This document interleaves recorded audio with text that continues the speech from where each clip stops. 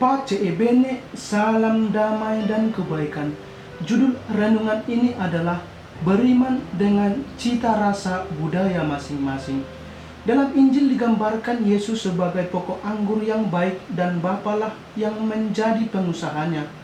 Yesus menyatakan dirinya sebagai pokok anggur yang benar, yang buahnya ialah Israel sejati yang tidak akan mengecewakan harapan Allah. Pokok anggur itu sangat diperhatikan Bapa, mempunyai cabang-cabang yang bersemi dan menghasilkan buah yang baik. Ranting-rantingnya adalah para murid yang telah menerima sabda Allah yang memberi hidup. Mereka diundang, didorong untuk terus hidup dan tetap tinggal dalam Yesus. Yesus menyerukan agar kita tinggal dalam kasih, yakni dirinya sendiri, agar kita hidup dan berbuah.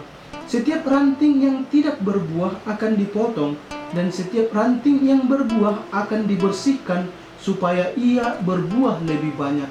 Buah adalah kesucian hidup. Kesucian hidup itu ditunjukkan dengan melaksanakan perintah Allah, yakni kasih. Orang yang tidak tinggal dalam Yesus tidak akan berbuah, sama seperti ranting tidak akan dapat berbuah dari dirinya sendiri.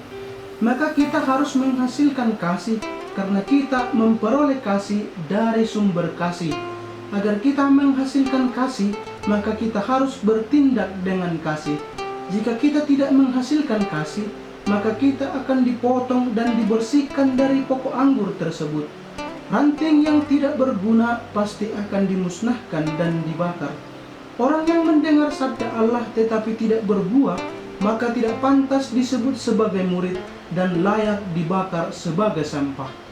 Dalam Kisah Para Rasul digambarkan tentang perselisihan orang Yahudi yang bertobat menjadi Kristen dan orang non-Yahudi yang menjadi Kristen.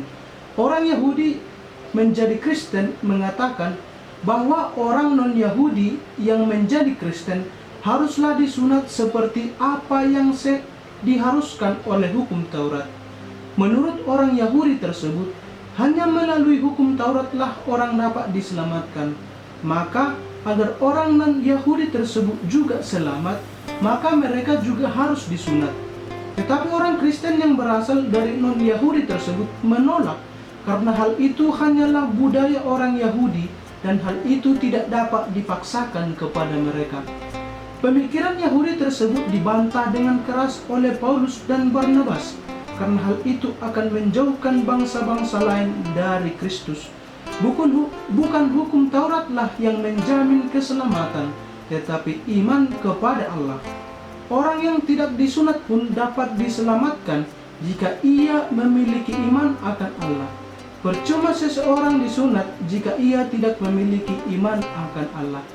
Pesannya untuk kita adalah kita diingatkan kembali bahwa keselamatan hanya ada dalam diri Kristus. Kita tidak dapat mengandalkan kemampuan dan diri kita. Keselamatan hanya diperoleh dengan mengamalkan perintah Allah, yakni kasih. Orang yang mendengar sabda Allah setiap saat, tetapi tuli dan buta terhadap saudaranya yang menderita dan berkekurangan, akan dipotong, dibuang, dan dibakar. Dengan demikian keselamatan itu sirna, karena kita terlepas dari sumber keselamatan itu. Kita tidak boleh mengatakan kamilah yang benar, kamilah yang kudus, kamilah yang seharusnya ditiru. Kita tidak boleh memaksakan budaya, kebiasaan, dan penghayatan iman kita kepada orang lain. Setiap orang dan budaya memiliki cara masing-masing untuk mengungkapkan imannya. Yang penting bukanlah sampulnya, tetapi isinya.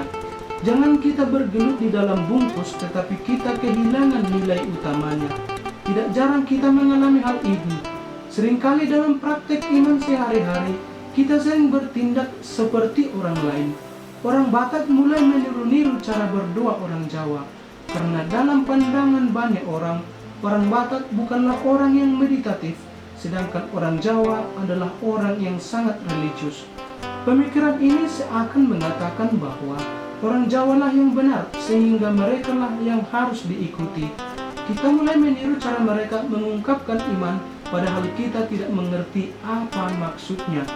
Marilah mengungkapkan iman sesuai dengan budaya kita. Dengan demikian kita sungguh merasakan iman seturut budaya kita sendiri. iman Kristen dengan cita rasa Batak. Kasih diungkapkan dengan cara orang Batak Toba. Bagi orang Jawa memberi harus pas, karena bagi mereka itulah yang baik. Sedangkan bagi orang Batak memberi harus berkelebihan, karena bagi mereka itulah yang baik. Bagi suku Eskimo, yakni orang yang mendiami kutub bumi, ketika orang tuanya sudah sangat tua dan sakit parah, maka mereka akan meletakkannya di luar kedinginan hingga mati. Bagi mereka hal itu bukan kejahatan, tetapi bukti cinta kepada orang tua mereka agar tidak menderita terlalu lama. Bagi orang Batak, ia akan memperjuangkan orang tuanya dengan sekuat tenaganya. Itulah bukti cinta kasih kepada orang tuanya. Caranya berbeda, tetapi intinya sama, yakni mengungkapkan kasih dan cinta. Semoga kita semakin mampu menghasilkan buah-buah iman yang berlimpah sesuai dengan budaya kita masing-masing. Semoga pace e bene.